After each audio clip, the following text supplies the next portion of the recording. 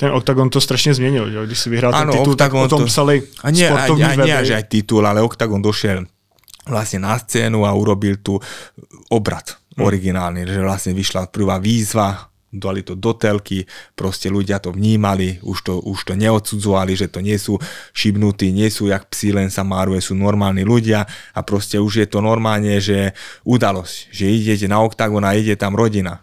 Decko, otec, maminka, tešia sa babička a normálne idú na kultúrnu udalosť. Takže je to super.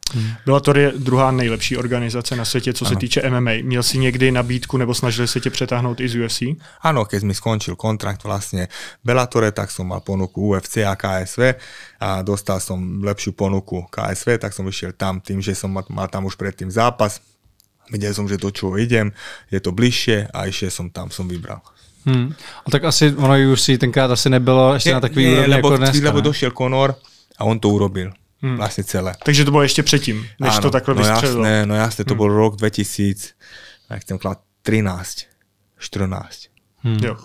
Takže to taky byla ještě úplně jiná organizace než teď. Ty podmínky asi byly taky jiný, že jo? Jasné. Když říkáš, že si dostal lepší nabídku z KSV. Áno, a dvojnásobok som dostal vtedy, jak mi dali. Takže v tej dobe to bolo, že úplně jiné.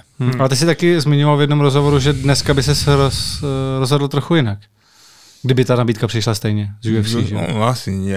Práve, že nie. Pýtajú ma, že niečo by som si zmenil v živote, alebo to nezmenil by som, lebo nebol by som tu, kde som. A som spokojný, šťastný človek, takže asi nezmenil by som.